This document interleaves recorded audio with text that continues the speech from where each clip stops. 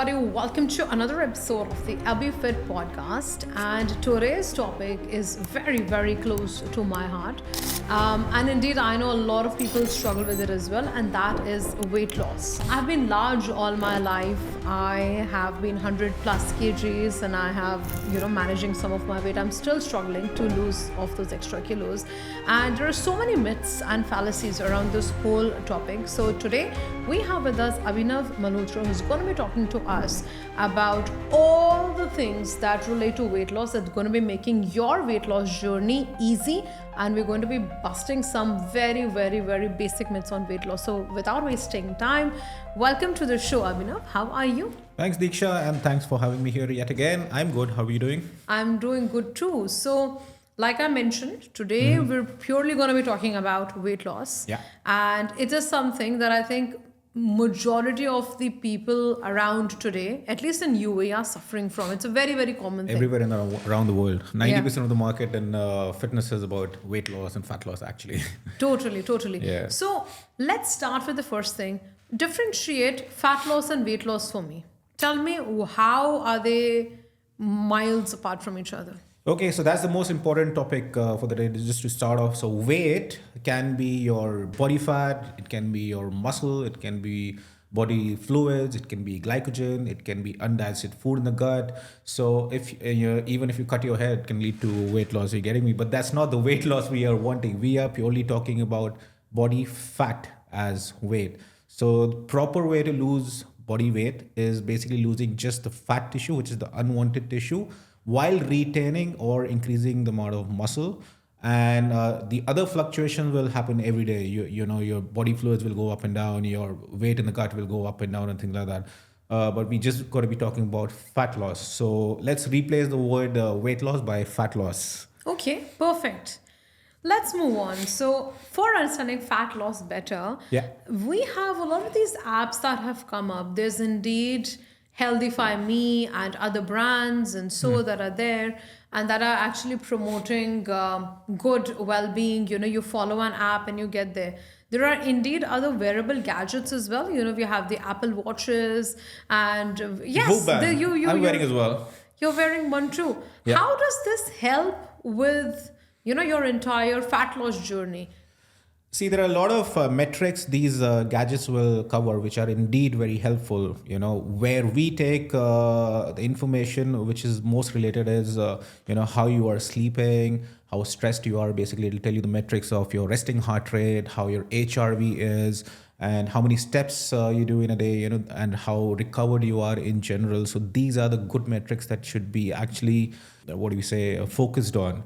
What you should not focus on is something that is, that a lot of people focus on is your calorie burn. It just over exaggerates. A lot of these gadgets, I think, in fact, every gadget will over exaggerate your calorie burn. It's very common to see people saying, hey, I did an amazing workout. I burned 1,000 calories today. I said, dude, please relax. You've not burned 1,000 calories. There's no workout in the world with a 1 hour session that you will be able to lose 800 or 1,000 calories. Correct. Yeah, so let us not focus on the calorie burn. They are often over exaggerated. The other metrics are in fact better because they will help us program better. For example, if you're not sleeping well or your resting heart rate is high or HRV is low, then it'll help us to design a program which will manage your training stresses better. For example, your workout volume, your workout intensity. Just for an example, if you've gone to a party and you've not slept well and early morning you have a leg day programmed, right? And I'll ask you, Diksha, so how was your sleep? You said, no, I'm feeling miserable, no energy. And then I'll be stupid to give you an even more intense stressor like a heavy leg day to you, So you're better off redesigning the program for that day. It's called auto-regulation. We'll auto-regulate the workout.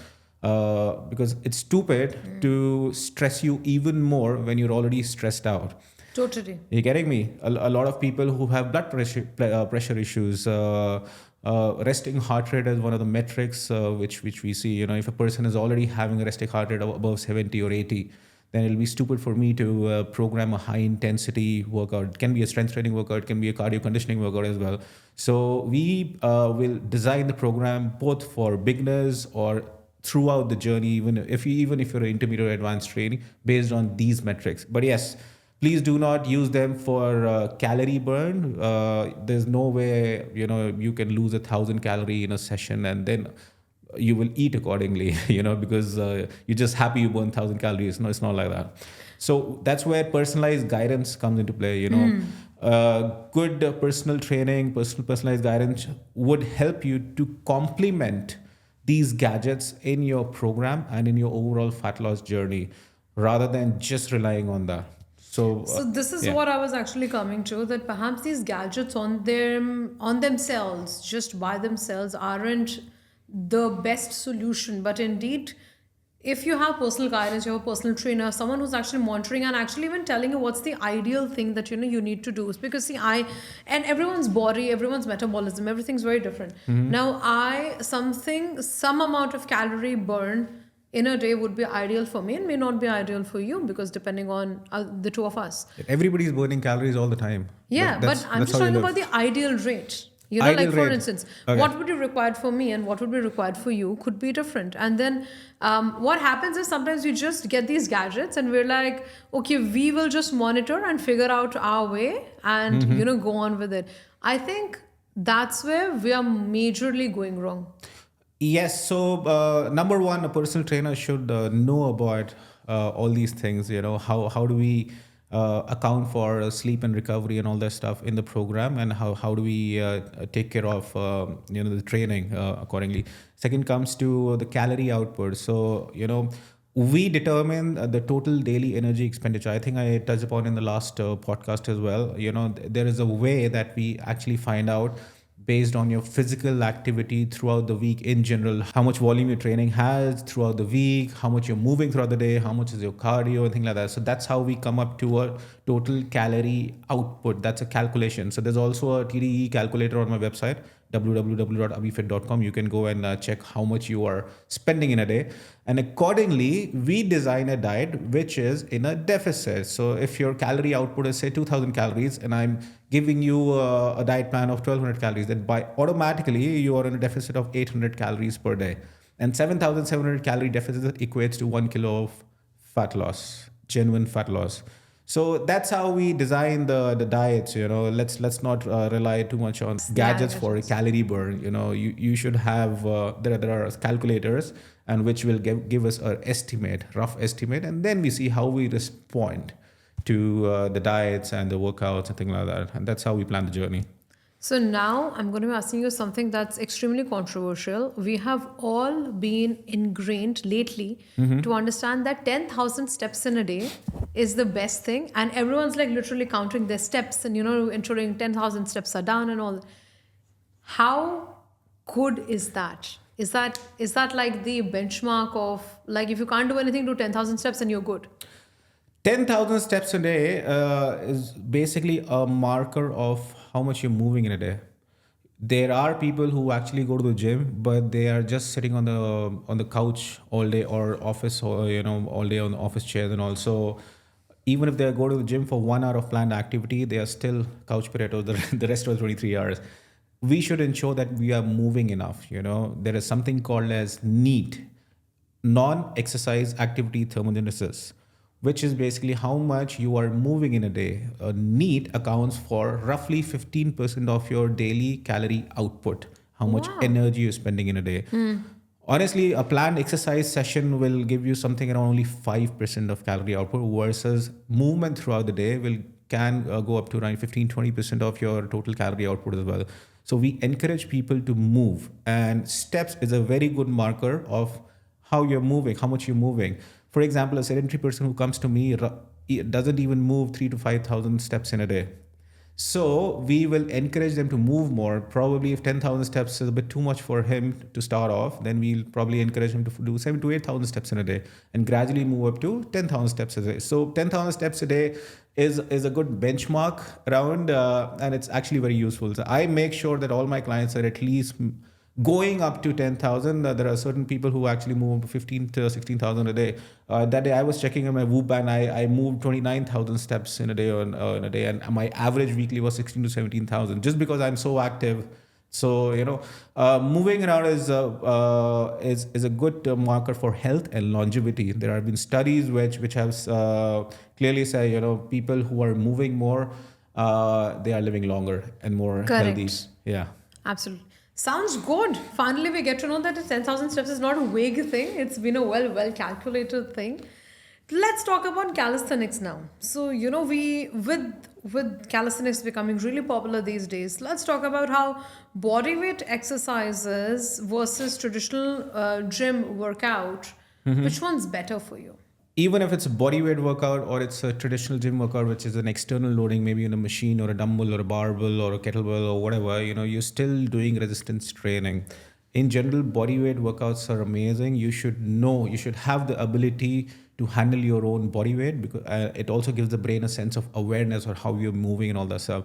So when people talk about body weight exercises, in general, people are talking about the push-ups and pull-ups and squats. However, there are advanced bodyweight exercises like calisthenics, which look too fancy and Instagrammable, like handstands and muscle ups and things like that. So everybody doesn't need to do the muscle ups and handstands or handstand walks and all that stuff. But in general, people should be able to handle their own body weight, like push ups and pull ups and all that stuff. So they are good for quote unquote functional strength. However, I don't like this word. It's a very controversial word. You should be able to handle your own body weight. However, the body weight workouts can be too easy or too tough for people, even if it's a beginner. Something like a push up or a pull up is just impossible. And if it goes to advanced, a push up is probably too easy. So it's very hard to scale up or scale down those exercises. So traditional gym exercises will make sure that we have the progression in our control. If you're doing, for example, a bench press with an empty barbell, which is traditionally 20 kilos, if you're hitting a particular rep range, 8 to 10 reps, then we can always increase the weight by 2.5 kilos, 5 kilos, 10 kilos, depending on whether a male or a female or wherever you are in your fitness journey. So a good fun way to do things is to incorporate both body weight and traditional loading, because traditional loading, external loading, will make sure that we are getting stronger progressively and we can take care of our muscle and strength gains. Correct. Well, I think that's quite interesting, because I see where you're coming from, that when we're actually doing just body weights, we may not know when to go to the next level, because we've just gotten used to it. Now push-ups have become very easy. Now what next? Exactly. So I think gym etc. really works. And actually getting stronger on external loading, like gym, like barbells and dumbbells and all that stuff, will actually make sure that you're able to handle your body weight more easily. For example, when I was 80 kilos, when I was a beginner, I was not able to do a single pull-up. Now I'm 92 kilos, but I can do 15 pull-ups. Not that because I practice pull-ups, just because I'm too strong on the lat pull down, which means I'm just pulling down external weight, but weight too heavy than my own body weight. So I can handle my own body weight very easily to pull myself up. Let's talk about cardio or strength training for fat loss. So I remember my mom used to tell me, Diksha, just walk for 1 kilometer, 2 kilometers every day, and you will become thin. Yeah. And I think this is what a lot of people think. How true is that? So walking will again come into NEAT more than cardio. If you're actually walking at a particular pace, which is driving your heart rate up, it will become a cardio. But just strolling around in the park is not cardio. Cardio, by definition, is something that actually stress your heart in a particular heart rate zone. So we actually do cardio. The real purpose of doing cardio is to get the cardiovascular fitness up and improve your resting heart rate, improve the stroke volume, all that stuff. So a planned cardio session is very good for that. However, it definitely is a tool for fat loss as well. Cardio does lead to more caloric burn per unit of time. For example, if I'm doing cardio for an hour versus I'm doing strength training for an hour, cardio will definitely rule, because it's a continuous activity. You're moving all the time. With strength training, you do take breaks and all that stuff. So if it comes down to a total calorie burn in a particular session, cardio will definitely be having an edge. However, strength training workout are better for gaining muscle, gaining strength. So your metabolism in the long run would be higher. If we are having more muscle, then in the long run, our metabolism would be higher because muscles are metabolically active tissues, which needs a lot of energy to live. You're getting me? A good program is basically which includes both strength Mix training of both, yeah. and cardio and also movement throughout the day. So that will be a comprehensive program for fat loss for anyone. And cardio can be both low intensity and high intensity. That will also depend on where you are. A beginner cannot be doing a high intensity cardio. Okay. I mean I'm with you because I mean I used to think that even strolling around the park or walking in the parking is also cardio. And I've now thank you for busting that myth for me because now I think yeah, that's just like walking around, that's just regular walk, that's not cardio, that's not obviously increasing my heart rate and so on. That's not what it is. It can, for a beginner, it can be a cardio, who's just not used to, who's just walking around and the heart rate is going higher. For them, Sure. it can be a zone 1 cardio, which is around 50-60% of the maximal heart rate. That's a bit of science. So let's forget it. That's Sure. not for the layman. Correct. Yeah. Let's talk about the other prominent thing for fat loss these days. That is intermittent fasting. And there are different types of intermittent fasting. I know some people are doing 12 hours, some are doing 16 hours. 16 hours is the one that's a lot more popular. So you have your last meal, then you have your meal next morning, I think post noon or something. How effective is intermittent fasting? See, there are different dieting strategies. Intermittent fasting is one of them. There are others are like keto and vegan and, 1 meal a day, 2 meal a day, 2 meal a day and 1 meal a day are also coming in intermittent fasting. So intermittent fasting, either it is 12 hours or it is 16 hours, it was believed that because you're not eating in that 16-hour period, so there is a release of, so insulin levels get low and the growth hormone releases higher. So growth hormone will support the fat loss and things like that. So it used to be connected to hormones basically in a nutshell. But the real magic of intermittent fasting is, by default, you are eliminating one meal. So you're just cutting the calories in that one meal. So if you're just having 2 meals and then you're fasting for 16 hours, the chances of you eating a higher calorie diet is way less. However, you can do that. A lot of people in Ramadan, they are doing intermittent fasting, but they tend to gain weight just because their 2 meals, the iftar and suhoor, they are so high in calories and sweets and samosas and fried foods and things like that. They cover up everything. They cover up and they they are in a calorie surplus. So intermittent fasting will only work if you manage to hit a deficit. So if you are doing intermittent fasting, it's a good thing, but make sure that your calorie intake is less. So basically, try to eat whole foods. I try to have a mix of meats and vegetables and whole grains and things like that. By that way, you will not end up eating more calories. So any dieting strategy may work, will work. It will all depend on your preferences, to be honest. If you like eating in a way where you like skipping breakfast and just having lunch and dinner, that's good for you. However, there are certain people who want to have a good breakfast. So that'll give them that'll make them feel better, and so they can control their lunches and dinners better. They will not be craving so much. So if that's one of you, then intermittent fasting is not the one for you. So you can just go on to any dieting strategy, provided you like eating that way and it's sustainable for you. How do early dinners correspond to your fat loss journey? A lot of people say don't have food after 8, don't have around 7:30, and so do you believe in it? Specifically for fat loss, it doesn't happen like that. You can eat dinner at 11 at night and still be under a caloric deficit in 24 hours. So basically what matters is how much calories are you eating in 24 hours. Whether you're eating late night dinner or early dinner, it doesn't really matter so much. However, evolutionary, that's also a thing that, after the sunset, we are designed to just sleep off. And if you're eating a heavy dinner, then your resting heart rate is up. It may interfere with your sleep and recovery and things like that. But it's not true for everyone. Certain people like to have a heavy dinner and just sleep off. But if they're able to manage their calories, get into a deficit in a 24 hours period, it's fine. There's also a thing when sometimes people, have a heavy dinner, and in the morning they have trouble clearing the entire bowel. So that may lead to temporarily the weight going up. So psychologically, it can be a thing. Okay, if you're having an early dinner, then you automatically will tend to weigh lesser in the morning. But that's again, I said, weight loss can be a factor of your body fluids and undigested food in the gut and things like that. Correct. So it doesn't matter actually. To be honest, in a nutshell, it doesn't matter if you're having a late night dinner or early dinner. Just manage your calorie intake in the 24 hours as planned for your goals. Very nice. Very interesting.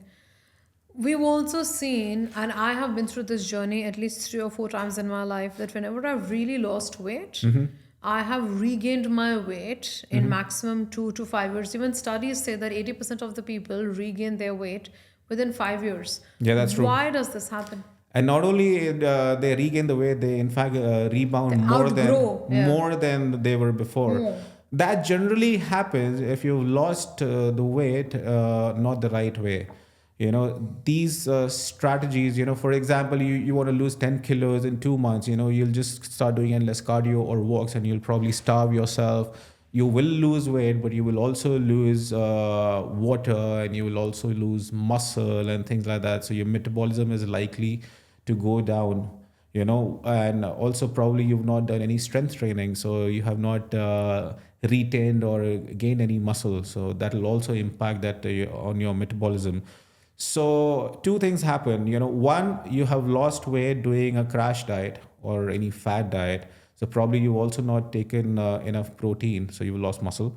Probably you've not strength trained. So what generally happens is when you come back to normal eating patterns, you go back to your old eating patterns, which were not correct. You're probably binge eating. You're not focusing on whole foods and vegetables. So a lot of behavioral change issues, they still exist.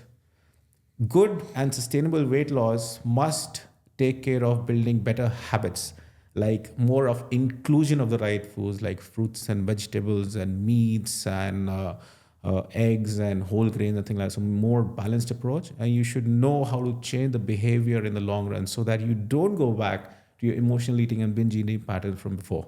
So if you're taking care of that, then you are sorted. Then you will not probably go bounce up. Also, there's a thing that, once you've lost considerable amount of body fat too quickly, then it's always better to consolidate that weight for some time so that the body gets used, the physiology gets used to the new homeostasis, the new equilibrium, you can say, and then the body will tend to be around that way. And use that time to eat more, eat better, and train the right way so that now you're sorted for good.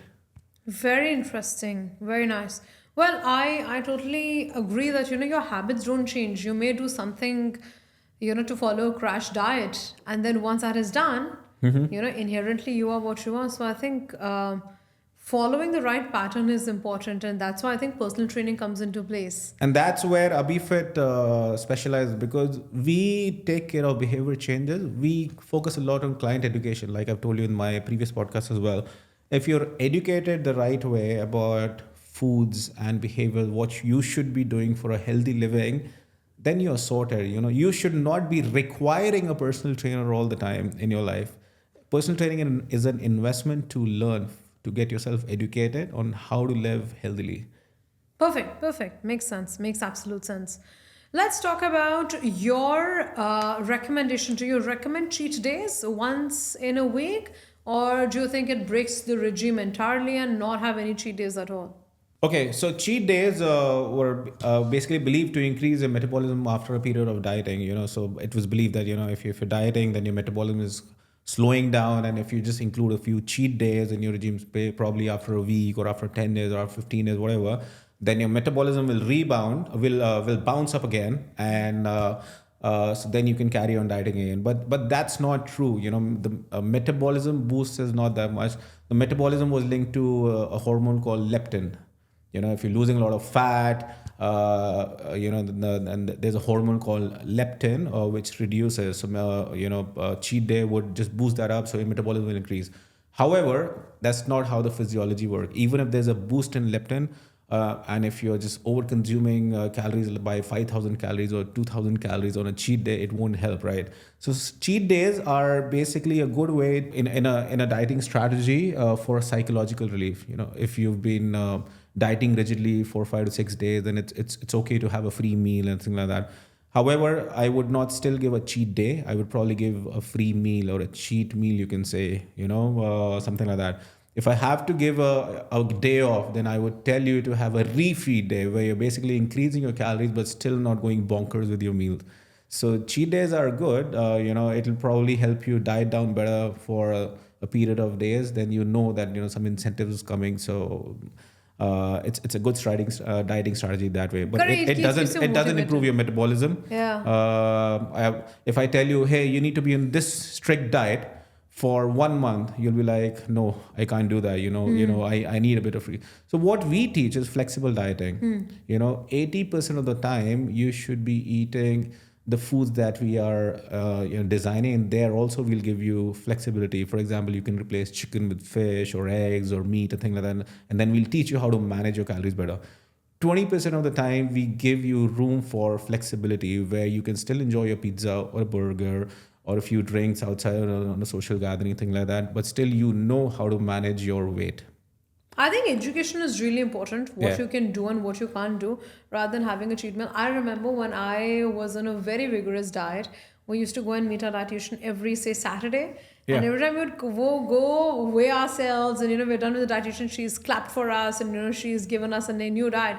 We'd walk out and go to Puranmal and have puri bhaji and stuff, Yeah. just to kind of celebrate. Then lunch would be another biryani. Sham tak to pura hisab hi ulta ho jata tha. So we've been there, done that. So I think that awareness is important. Yeah. How much to eat, what not to eat, and, even to... Yeah, and feel there's also that. one more problem with that kind of approach. If you're giving an entire day, okay, just cheat as much as you want. Correct. Then you feel shit the next day. Absolutely. And then your blood sugar regulation, there are a lot of fluctuations, and then you feel hungry the next day again. Then you would most likely binge again. So again, that will not teach you the behavioral patterns that I said in the last question. You need to know, what you're doing and what's going on, and you need to know how to manage your calories better and still enjoy your life. And the gym and dieting is not everything. What I probably do for a lot of my clients is, okay, I'll give you a weight target of losing 5 kilos. Then okay, cool. Then I'll give you a week off from strict dieting. Then you can have your meals, you can enjoy your still around the same guidelines, similar guidelines, what to eat, what not to eat, and have some flexibility. That's a better way of doing stuff. I agree. Completely agree. These days, we're also being introduced to a lot of these recovery methods like ice baths and massage guns and all of that. Mm-hmm. Do you think they're effective? They have their place, to be honest. For example, an ice bath, for example, will there are evidences that they reduce inflammation and it helps with recovery. Massage guns do the same. It releases your myofascia. It leads to hydration and a recovery around the muscle fibers and all that. But that's just a small part of the entire equation. Majority of the recovery lies around how you're sleeping. If your sleep is shit, then none of those recovery methods would work on you. If you're training like an idiot, you're just overtraining yourself, or you're just doing a lot of cardio and just putting on some volume and you're not recovering better, then these things will not help. If you're not hydrating enough, or you're eating shit food, then also that's a problem. So these are the bigger things: lifestyle, how you're sleeping, how you're managing your stress, and things like that. The other things like ice baths and things like that, they do have their place. I will not just discard them off completely, but managing your overall lifestyle is better. But these will not these will not help if the entire lifestyle is incorrect. Correct. Right. Makes sense. Okay, now we're coming to our final question, and you may not want to give me the right answer because there's no ideal answer to it, but what is a good ideal diet if you were to, talk to people about today, people who are watching, what is a good routine, good for breakfast, good for lunch, good for dinner? How do you basically balance your day? Any tips, any ideas? So the best diet is something that you can adhere to. When it comes to a food pyramid, it's not about calories. It is about calories. It's not about how much carbs, how much protein, or how many meals a day. The bottom of the pyramid is adherence. The best dieting strategy based on your preferences, your goal that you can adhere to in a long run is a good way, is the best strategy for you. There are other dieting strategies, okay, like ketogenic diets and intermittent fasting, and say other things people believe in, like gluten intolerances and certain elimination diets and all that stuff. They have their places, to be honest, but they will work for a short term depending on your goals.